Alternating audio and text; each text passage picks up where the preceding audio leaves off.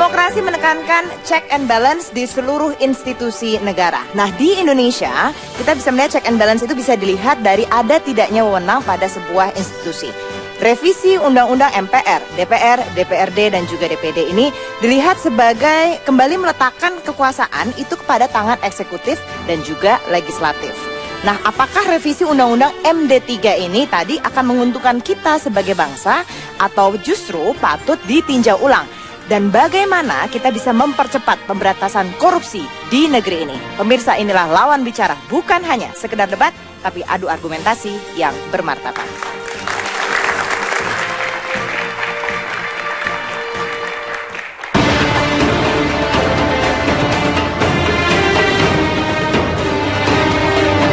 Pemberantasan korupsi masih menjadi pekerjaan rumah terbesar yang harus dituntaskan oleh pemerintahan baru. Bagaimana tidak? Dari sejumlah harapan masyarakat terhadap pemerintahan baru yang disurvei lembaga penelitian, terciptanya pemerintahan yang bersih dan bebas korupsi menjadi urutan pertama. Saat ini, setelah 16 tahun pasca reformasi, Indonesia masih memiliki ranking dan rating yang tinggi dalam hal korupsi dibanding negara-negara lain. Pencegahan dan pemberantasan korupsi sebagai salah satu agenda besar perwujudan tata pemerintahan yang bersih dan baik seolah terjebak pada tataran retorika semata. Satu dasawarsa terakhir, mata publik disuguhi deretan kasus korupsi yang kian menggila. Fenomena korupsi telah menjadi persoalan krusial yang kian berkepanjangan di negara Indonesia. Implementasi desentralisasi politik dan ekonomi tidak lantas membuat angka tindak pidana korupsi menurun, namun justru semakin menjadi.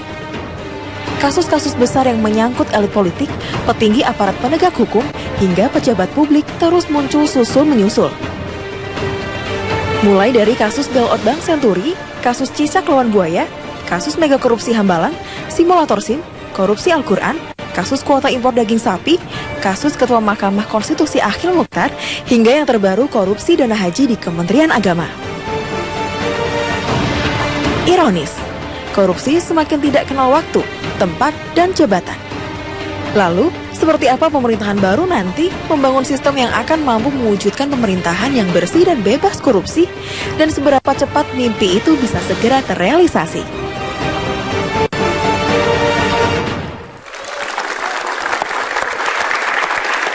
Bagaimana pemberantasan korupsi di pemerintahan berikutnya? Untuk Lawan Bicara pada malam hari ini, kami sudah menghadirkan tim dari masing-masing koalisi. Di sebelah kiri saya ini ada Mas Taufik Basari, politisi dari Partai Nasdem. Tepuk tangannya. Perlu semangat karena Mas Taufik ini masih sendiri. Nanti juga akan ditemani oleh Mas Malik Harmain, politisi dari PKB yang sebentar lagi akan masuk ke dalam Grand Studio. Namun di sisi berikutnya, ini ada dari Martin Huta Barat, adalah politisi Gerindra. Selamat malam Pak Martin. Senang sekali bisa ketemu Anda lagi di sini, dan juga Pak Nundirman Munir, politisi dari Golkar. Terima kasih banyak sudah datang ke sini. Assalamualaikum. Ini dari Koalisi Indonesia Bersatu ya, sudah solid katanya nih koalisinya, tadi sudah announce baru-baru saja. Oke, dan kita juga memiliki panelis pada malam hari ini. Yang pertama adalah Donald Faris, peneliti bidang hukum dari Indonesia Corruption Watch. Tepuk tangannya Mas Donald. Terima kasih banyak Mas Donald. Dan juga ada Bapak Neta Espane, ini dari Indonesia Police Watch, Ketua Presidium Indonesia Police Watch. Terima kasih banyak para panelis sudah bergabung bersama kami. Mungkin saya ke Mas Donald terlebih dahulu. Mas Donald, ini banyak sekali kekhawatiran, terutama kemarin ada koalisi masyarakat sipil yang menyatakan bahwa ada hal-hal yang bisa mengganggu adanya pemberantasan korupsi dengan adanya Undang-Undang MD3 ini. Nah, bagaimana Anda melihat permasalahan yang ada? Betulkah nih sebegitunya mengkhawatirkan adanya UU MD3 untuk pemberantasan korupsi sendiri? Ya, Undang-Undang MD3 ini kan lahir dari injury time, proses akan bergantinya transisi kekuasaan.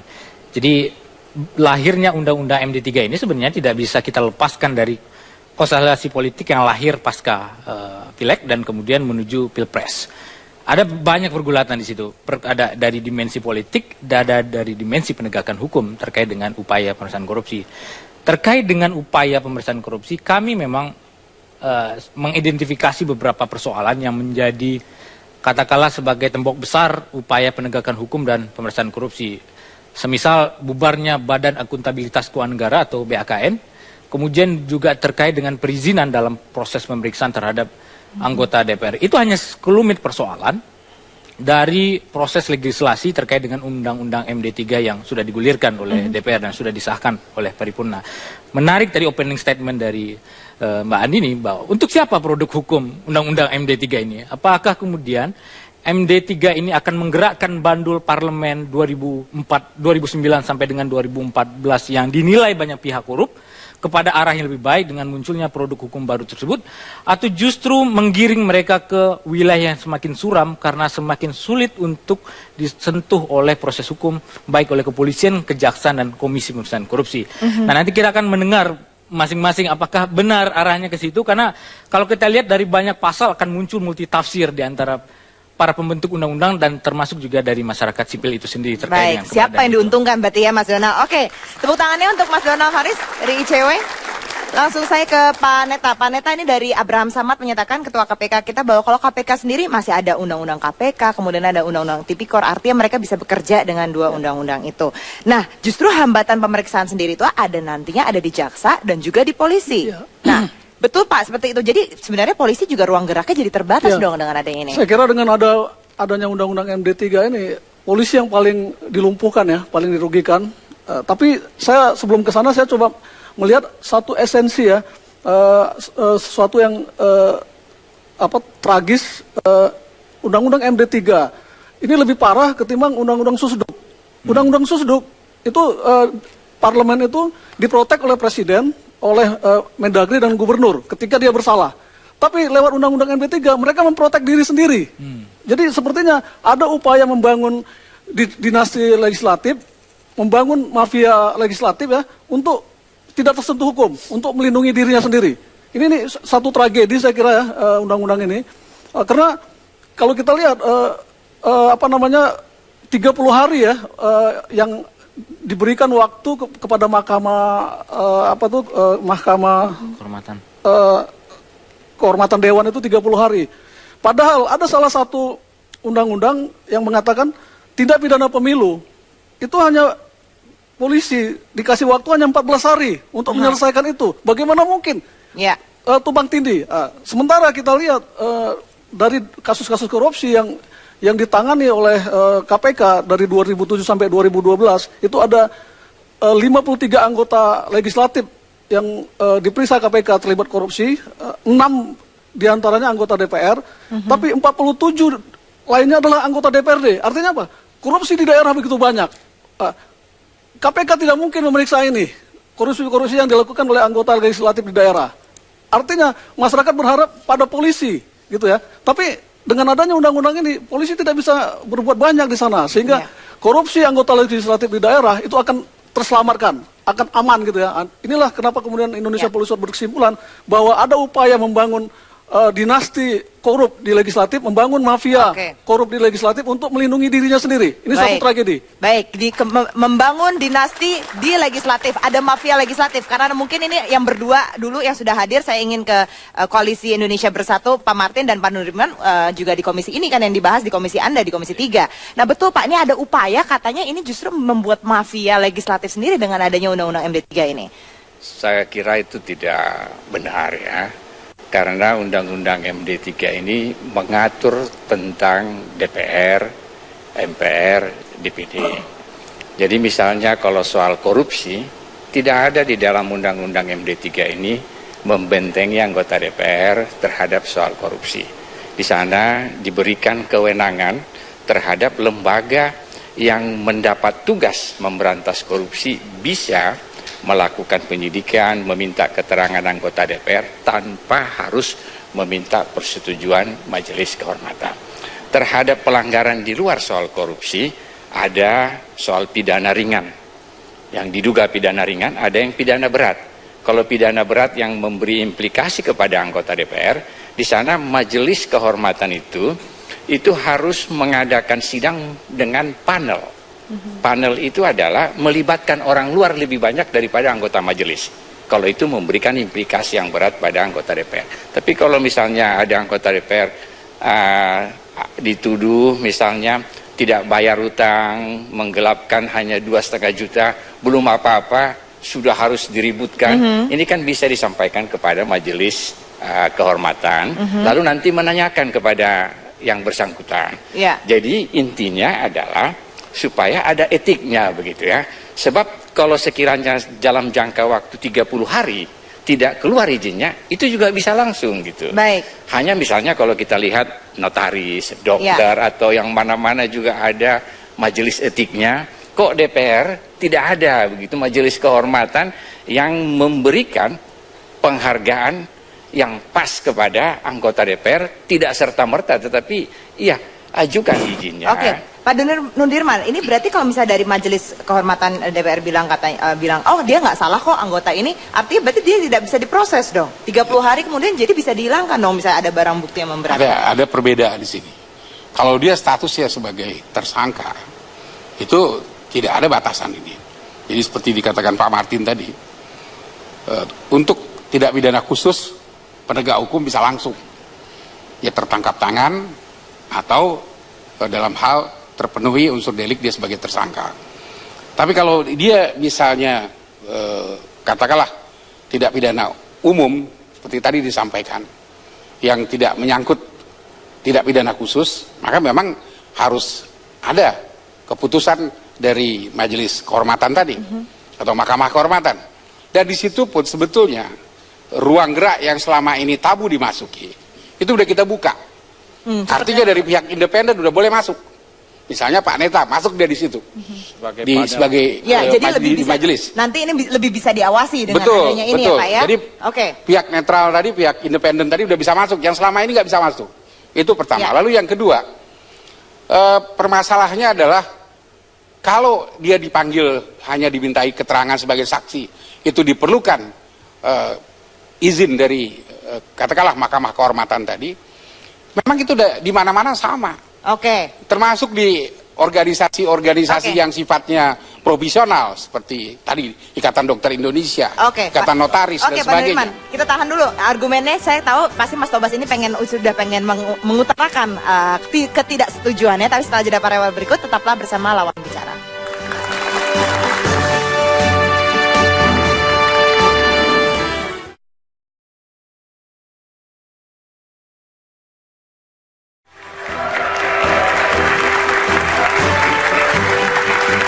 Anda kembali menyaksikan Lawan Bicara dan sudah hadir politisi PKB Bapak Malik Harmain. Pak Malik, Anda salah satu yang walkout nih pada tanggal 8 kemarin, sehari sebelum pemilu, dan ada 3 fraksi yang walkout ketika Undang-Undang MD3 diketuk palu pada saat itu. Alasannya kenapa Pak? Ya, ada 3 fraksi yang walkout waktu itu dan kami sadar benar melakukan walkout itu, dan bagi kami walkout adalah salah satu cara demokrasi untuk tidak mengatakan tidak bertanggung jawab kepada apapun hasil keputusan paripurna waktu itu. Karena kalau kita tidak walkout ya tetap saja kita kalah. Jadi mendingan kita mengatakan kepada publik, kepada masyarakat, kita sudah berupaya untuk melakukan sesuatu terutama di paripurna, meskipun kemudian kelompok yang lain, 6 fraksi yang lain dengan segala kekuatannya terus memaksakan untuk mengesahkan RUU MD3 itu. Ada beberapa alasan kenapa kami walkout. Yang pertama tentu saja sejak awal pembahasan RUU MD3 ini sudah kelihatan pemaksaan begitu, tanda petik ya. Kami di beberapa fraksi terutama dengan PDIP intens sekali berkomunikasi. Ada beberapa pasal yang menurut kami memang cenderung dipaksakan untuk disepakati dan untuk diputuskan. Kalau gitu. soal pemberantasan korupsinya, apa yang kira-kira ini kurang srek lah buat fraksi PKB sendiri? Salah satu isunya di samping isu yang lain adalah tentang pemberantasan korupsi. Kami melihat bahwa seolah-olah kemudian anggota DPR itu terkesan ingin membatasi kekuatan lain, dalam hal ini penegakan korupsi atau penegak korupsi, untuk untuk melakukan proses hukum terhadap anggota DPR. Kami sadar bahwa memang DPR punya hak protokoler, dan hak protokoler itu harus dilindungi, dan DPR itu pejabat, karena itu negara, pemerintah, siapapun harus tetap melindungi dan menghormati hak protokoler yang dimiliki oleh anggota DPR, termasuk di undang-undang itu. Tetapi bagi kami hak protokoler itu tidak kemudian melanggar, bahkan mengganggu, bahkan mungkin bisa mengganggu proses penegakan hukum yang dilakukan oleh aparat. Dan dilihat adanya dan beberapa pasal yang ada sekarang itu memang cenderung membuat seolah-olah kemudian anggota DPR sulit kesentuh dalam proses hukum. Oke, jadi tadi kalau kata Pak Neta itu ada kayak dibuat dinasti legislatif, Anda juga melihatnya dari fraksi melihatnya seperti meskipun itu? Sebetulnya apa yang disampaikan oleh Pak Dunirman tadi ada pidana khusus ya, yang saya kira itu tidak bisa diatasi dengan tidak harus dilakukan dengan izin. Tetapi menurut saya bahwa saya khawatir beberapa draft, beberapa klausul, terutama beberapa pasal itu dipakai oleh anggota DPR, terutama oleh Badan Kehormatan atau Mahkamah Kehormatan yang hari ini dilakukan itu dipakai untuk menghindari kejaran begitu tuntutan hukum dari penegakan hukum yang menjadi pikiran kami. Baik, ada penyalahgunaan wewenang. Nah, bagaimana Mas Tobas melihatnya? Partai baru Nasdem melihat adanya polemik ini dan Anda kebetulan satu koalisi dengan PKB. Ya, kita tentu mengharapkan DPR ke depan adalah DPR yang akuntabel dan transparan.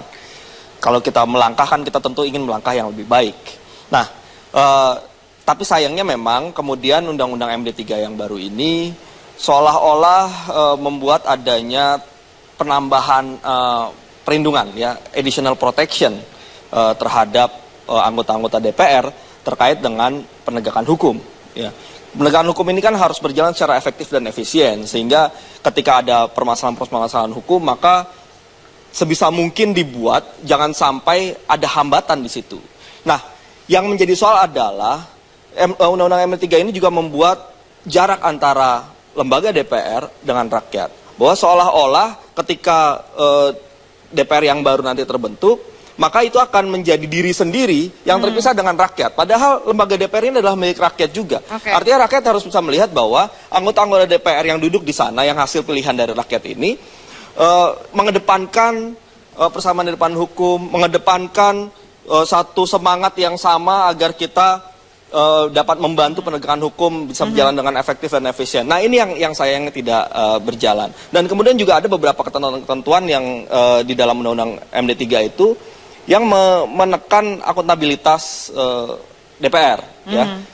BAKN itu dihilangkan dan sebagainya. Saya pikir ini juga harus kita kaji ulang lah. Ya, kita tidak ingin semakin jauh lah lembaga DPR dengan harapan masyarakat. Jadi memang sebelum pasal yang berbicara tentang penyidikan itu ada pasal sebelumnya yang mengatakan bahwa DPR itu punya hak imunitas atau kekebalan hukum. Tetapi kekebalan hukum yang dimaksud di Undang-Undang MD3 hasil revisi itu adalah sikap, tindakan, pernyataan ketika DPR melakukan rapat. Apakah melaksanakan tugas di gedung parlemen itu atau di luar. Nah, itu yang kemudian, tetapi menurut saya bukan berarti kemudian hak protokoler atau hak imunitas itu sama sekali tidak menghalangi orang untuk diproses hukum sama dengan yang lain. Nah, karena itu menurut saya memang ada penafsiran yang berlebihan, tanda petik ya, terhadap hak protokoler atau hak kekebalan hukum yang ditafsir oleh anggota DPR sendiri. Ada hak penafsiran yang berlebihan nih dari hak imunitas ini? Saya kira adalah penafsiran yang keliru. Karena tidak ada satu ayat pun di dalam Undang-Undang MD3 itu yang menghalangi pemeriksaan anggota DPR dari kasus korupsi. Malah dijelaskan bahwa dalam kasus-kasus khusus, tindak pidana khusus, maka anggota DPR itu bisa diminta keterangan, bisa dipanggil, bisa ditangkap tanpa harus ada izin majelis kehormatan. Hanya terhadap persoalan yang menyangkut soal pidana tadi. Kalau polisi mau minta keterangan, andai kata dalam 1 bulan tidak ada izin, maka bisa dilakukan. Jadi hanya sebenarnya soal masalah memberi ruang saja, ada etiknya.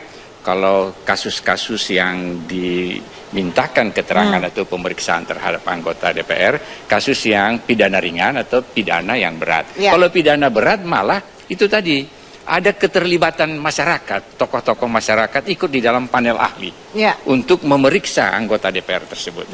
Jadi sebenarnya ini sudah kemajuan kalau dilihat dari satu segi. Tapi saya sebenarnya ingin tahu, apakah karena itu makanya PKB dan PDIP walk out kan gitu? Karena kalau kita lihat ini sama-sama kita bahas. Ini sudah kita bahas ini di balik 2 tahun ya. Nah, sudah 2 tahun lebih ini soal tapi masalah. Tapi Pak Martin, ini kalau misalnya tadi soal minta izin kepada Mahkamah Kehormatan ini kan tadi kan ada dikatakan 30 hari sebelumnya. Sedangkan itu waktu yang cukup lama. Tadi kita setuju di sini kalau misalnya nanti ada kekhawatiran misalnya barang bukti bisa dihilangkan. Akhirnya tidak dikasih izin juga sama Mahkamah Kehormatan sendiri. Nah, bagaimana nih Anda dari koalisi sendiri untuk melihat kekhawatiran ini? Ya, jadi begini sebenarnya tidak seperti itu ya. Justru kita sekarang membuka ruang kepada masyarakat untuk partisipasi. Tapi ada yang satu saya perlu garis bawahi, tadi sudah disampaikan secara tidak langsung oleh Pak Martin ya. Sebetulnya pasal yang membuat teman-teman itu walk out adalah pasal yang mengatur mengenai pimpinan DPR, ketua DPR. Sedangkan yang lain ini nggak ada masalah. Jadi di sini jadi persoalan sebetulnya. Kita balik lagi ke ruang soal pemberantasan korupsi. Saya langsung lempar saja ke Mas Donald. Mas Donald, Anda tadi sudah melihat argumentasi dari keduanya. Silakan pertanyaan dari Anda. Ya, kalau Pak Martin menggarisbawahi tadi bahwa pemeriksaan terhadap tindak pidana korupsi tidak memerlukan izin. Itu ada di, sayang beliau tidak menyebutkan pasalnya pasal berapa. Itu ada di pasal 245 Undang-Undang MD3 walaupun belum dibeli nomor. Tapi yang menarik adalah beliau menggarisbawahi ini adalah langkah maju. Saya keliru. Menurut saya ini bukan langkah maju karena undang-undang ini sama dengan undang-undang yang lama. Itu catatan pertama. Undang-undang ini sama. Yang membedakan, sebentar Pak Martin, yang membedakan kepada siapa izin itu harus diberikan. Kalau dulu izin diberikan kepada presiden. Kenapa presiden? Karena presiden adalah chief of state, kepala negara, dan ada kuasi legislatif di situ. Jadi dalam sistem kenegaraan ada kuasi legislatif di situ dan kuasi yudikatif di situ. Maka izin itu diberikan kepada presiden. Presiden berhak memberikan izin. Dan itu yang kemudian dipraktekkan di Undang-Undang 32 tahun 2004 tentang pemerintahan daerah. Dan izin itu dicabut loh Pak oleh Mahkamah Konstitusi. Jadi dulu kalau kepala daerah mau diperiksa oleh kepolisian dan kejaksaan minus KPK itu butuh izin dari presiden. Sekarang kita sudah melakukan judicial review, pasal 36 Undang-Undang 32 tahun 2004 itu sudah dihapuskan oleh Mahkamah Konstitusi. Jadi presiden tidak lagi right to confirm, tetapi right to inform. Jadi hanya diberitahukan kepada presiden. Seharusnya kami ingin di luar tindak pidana korupsi, saya sepakat tadi tindak pidana korupsi tidak butuh izin, tetapi di luar tindak pidana korupsi termasuk dengan tindak pidana umum di situ, hanya butuh right to inform saja kepada Mahkamah Kehormatan DPR, bukan right to confirm. Itu adalah dua hal yang berbeda. Right to inform. Bapak-bapak silakan menanggapi setelah jeda pariwara berikut. Tetaplah bersama Lawan Bicara.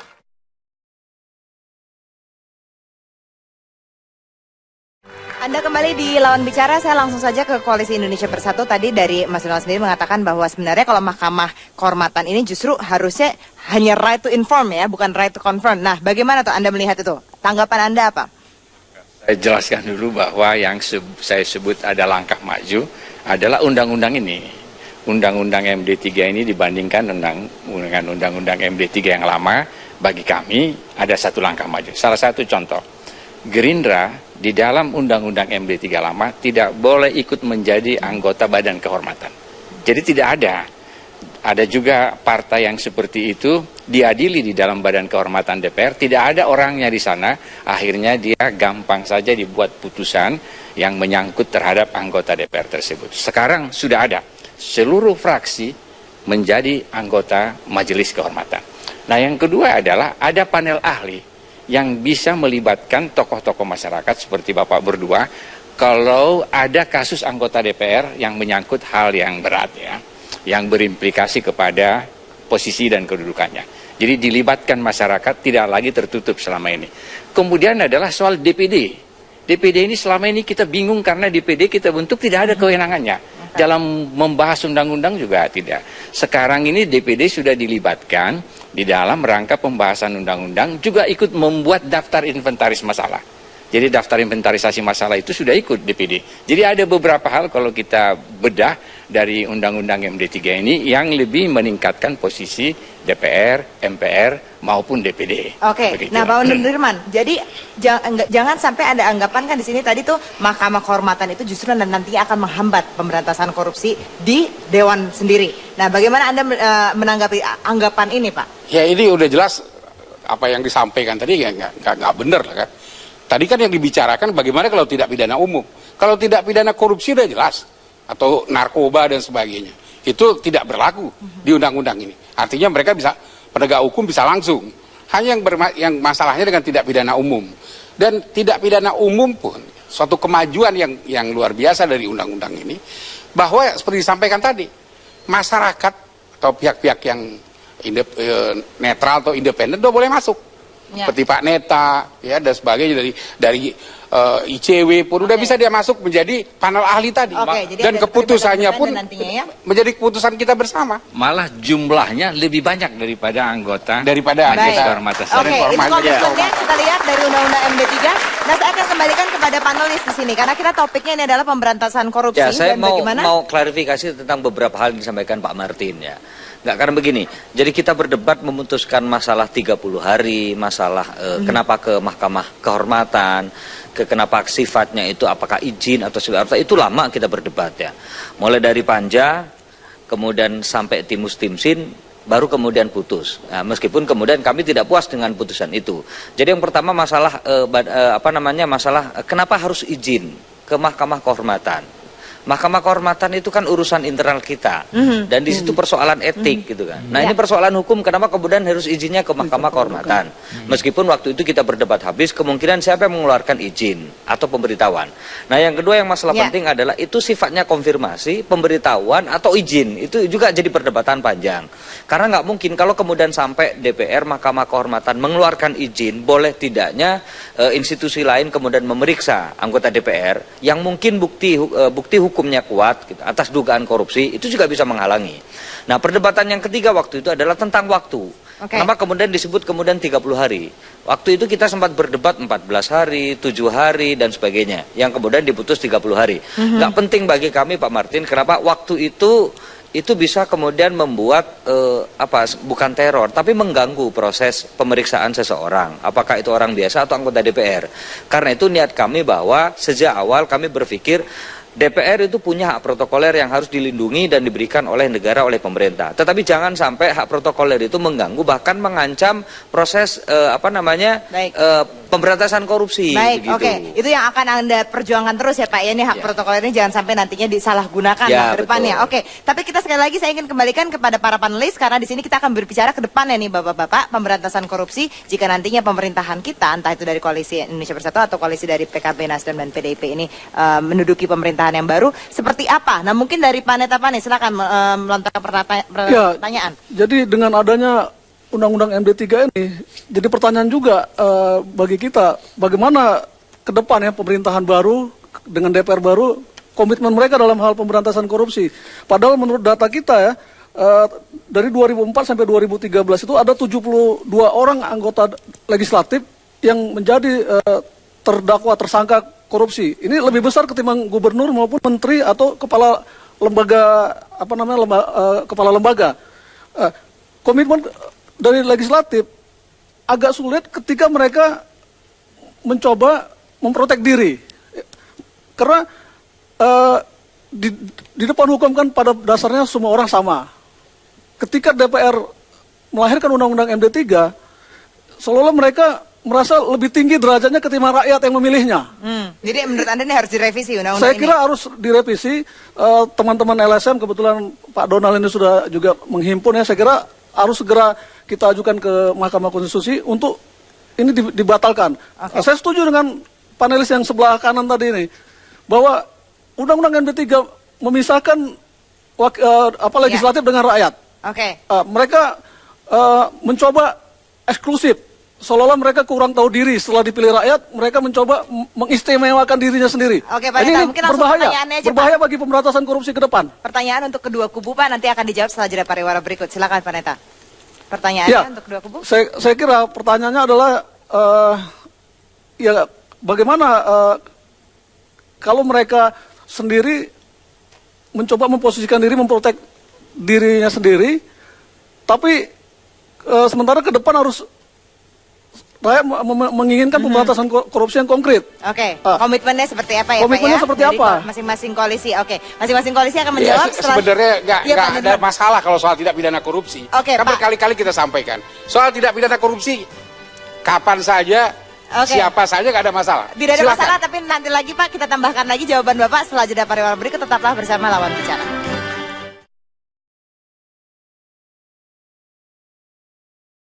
Langsung saja kita tanyakan komitmen dari masing-masing koalisi. Nah, dari koalisi Nasdem dan juga PKB ini kan juga menyatakan bahwa pemberantasan korupsi ini akan menjadi prioritas utama lah nantinya dari beberapa agenda yang dimiliki. Seperti apa Pak nantinya? Ya, kalau untuk mengkritisi atau merevisi Undang-Undang MD3 yang baru ini ada dua jalur memang. Ada bisa mengajukan permohonan ke Mahkamah Konstitusi ataupun juga legislative review. Nah, ini kan Undang-Undang MD3 yang baru ini kan dihasilkan dari DPR yang lama yang saat ini sedang duduk sebagai anggota DPR. Nah tentu setelah itu akan ada anggota-anggota DPR yang baru yang bisa melakukan revisi ulang terhadap Undang-Undang MD3 ini dengan legislative review. Saya pikir semuanya terbuka. Tapi yang paling penting dari itu semua adalah soal semangatnya, ya. Kita tadi juga diingatkan oleh Donald ya mengenai adanya putusan MK yang punya semangat untuk mendorong adanya efektivitas penegakan hukum, ya termasuk juga di dalamnya pemberantasan korupsi dengan menghilangkan izin tadi. Ya, nah tentunya juga semangat ini harus dimiliki oleh DPR sehingga produk undang-undang yang dihasilkan DPR juga punya semangat yang sama bagaimana penegakan hukum itu bisa berjalan secara efektif dan efisien tanpa ada hambatan-hambatan yang ditimbulkan oleh aturan perundang-undangan. Nah ini yang seharusnya juga timbul sehingga kita sama-sama punya semangat yang sama ya agar penegakan hukum bisa berjalan untuk semua orang termasuk juga persamaan depan hukum bagi anggota-anggota DPR. Baik, tepuk tangannya untuk Mas Tobas. Mas Malik, Anda cukup keras ya dengan sampai walk out, kemudian juga masih teguh jangan sampai ini tadi hak impunitasnya juga. Ya, sebetulnya meskipun kita walk out ada beberapa pasal yang memang baik ya di Undang-Undang MD3 itu. Contoh misalkan semangat kita untuk merevisi MD3 itu adalah bagaimana membangun kekuatan, melakukan penguatan terhadap komunikasi antara anggota DPR dengan dapilnya, yang hari ini menjadi sorotan. Di situ sering jadi masalah. Yang kedua, memang kemudian kami pada akhirnya walk out karena memang ada beberapa hal yang menurut kami nggak cocok. Dan itu dipaksakan. Yang paling mungkin adalah tentang mekanisme menentukan pimpinan DPR RI dan menentukan siapa pimpinan alat kelengkapan. Yang hari ini ada itu semuanya dipimpin. Saya bayangkan kalau kemudian semimpin apa yang terjadi? Semuanya dipilih, semuanya di voting. Apa yang akan terjadi nanti di gedung Senayan itu? Mohon maaf, saya khawatir itu dimanfaatkan untuk transaksi politik dan sebagainya. Yang kedua, kemarin berhasil kami stop. Jadi beberapa fraksi memang minta agar mekanisme menentukan pemilihan itu juga berlaku di DPR provinsi dan DPRD kabupaten kota. Saya nggak tahu ceritanya kalau itu nggak bisa kita stop. Alhamdulillah kemarin kita stop. Jadi mekanisme pemilihan itu kemudian hanya berlangsung di DPR RI, tidak untuk DPR provinsi. Nah yang terakhir saya kira adalah tentang penyidikan. Kami berpendapat sejak awal bahwa DPR kami setuju harus diberi hak protokoler. Ya, DPR saya setuju diberi hak imunitas, kebolehan hukum, apakah pernyataannya dan sebagainya. Tetapi hak-hak itu jangan sampai kemudian mengganggu proses penegakan hukum. Itu yang ada di benak kami. Karena itu setiap proses hukum, setiap proses yang berkenaan dengan hukum, yang itu nanti secara langsung maupun tidak langsung mengganggu proses penegakan hukum, kami nggak setuju. Silakan komitmennya Bapak-Bapak untuk ya, jadi begini, sebenarnya nggak ada yang diganggu. Kenapa nggak ada yang diganggu? Itu jangka waktu 30 hari. Setelah 30 hari, itu penegak hukum bisa langsung melakukan tindakan. Itu pertama. Lalu yang kedua, itu ada panel. Panel itu lebih mayoritas panelisnya dibandingkan dengan anggotanya. Jadi kalau mereka voting, mereka bisa menang di situ. Jadi saya rasa dibaca dulu dengan teliti. Nah baru kita memberikan komentar-komentar. Yang kedua, yang saya heran, kita selalu ditujukan alamat ini kepada DPR, khususnya mengenai imunitas. Ada nggak dari misalnya Pak Donald, Pak Pani menyoroti imunitas yang dimiliki oleh penegak hukum, apakah polisi, jaksa atau hakim? Termasuk khususnya Hakim Agung. Berkali-kali dia melanggar hukum, melanggar undang-undang, khususnya KUHAP, tanpa ada sanksi apa-apa. Tepuk tangannya untuk Pak Nunirman. Silakan Pak Martin menambahkan sebelum kami lempar ke panelis. Kalau dari perdebatan ini saya ikuti pertanyaan di benak saya, ada katanya mau mengajukan judicial review ke Mahkamah Konstitusi. Apanya yang mau di judicial review kan begitu? Karena kalau saya lihat ada kaitan apa ini dengan soal masalah Undang-Undang Dasar. Nah, tapi saya kira itu menarik ya. Hanya yang pokok saya kembali kepada Undang-Undang MD3. Undang-Undang MD3 ini adalah produk bersama. Dan itu disepakati bersama. Hanya pada saat walkout itu kan ada satu pasal saja soal masalah komitmennya untuk pemberantasan korupsi Pak, untuk dari kalau Koalisi soal Indonesia Bersatu. Pemberantasan korupsi saya kira kalau kita itu prioritas kita dari Koalisi Merah Putih itu prioritas kita. Bagaimana memberantas korupsi ke depan karena itulah yang membuat banyaknya kebocoran-kebocoran keuangan negara kita dan itu harus kita tutup. Salah satu adalah konsisten memberantas korupsi agar rakyat itu bisa kita sejahterakan. Baik, tepuk tangannya tadi sudah kita dengarkan komitmennya Mas Dona, singkat saja melihat komitmen dari mereka berdua, mewakili dari panelis. Undang-Undang MD3 seharusnya kan lahir dari konsensus untuk membangun DPR yang lebih baik. Tetapi kalau kita baca, ini lebih lahir kepada cenderung konsensus untuk membangun blok politik antara oposisi dan koalisi. Itu nampak dari segi pembahasan undang-undang. Dan sulit kemudian untuk dibantah dari fraksi yang setuju dan fraksi yang tidak setuju. Itu yang pertama. Yang kedua, saya setuju bahwa ada titik maju dari undang-undang ini. Salah satu masuknya panel ahli itu membuat DPR lebih terbuka kepada kelompok-kelompok yang non-struktural di DPR. Tapi harus juga ingat, ada struktur yang paling penting alat kelengkapan DPR, yakni Badan Akuntabilitas Keuangan Negara yang dibubarkan di undang-undang ini. Ini langkah mundur karena BAKN seharusnya menjadi entry point untuk DPR membaca hasil audit BPK sehingga dugaan-dugaan kasus korupsi bisa menjadi terbuka lebih baik. Oke, baik. Jadi harus ditinjau ulang ya. Oke, kita sudah dengarkan. Terima kasih banyak Bapak-Bapak. Sekali lagi tepuk tangannya untuk para narasumber kita pada malam hari ini. Dan juga pemirsa, sebagai warga negara, kita juga kalau ada perubahan di pemerintahan yang berdampak pada demokrasi kita, haruskah kita duduk diam dan tenang-tenang saja? Nah, itu jawaban untuk Anda yang harus Anda pikirkan pada malam hari ini. Saya Andini Effendi undur diri. Anda menyaksikan Lawan Bicara. Bukan hanya sekedar debat, tapi adu argumentasi.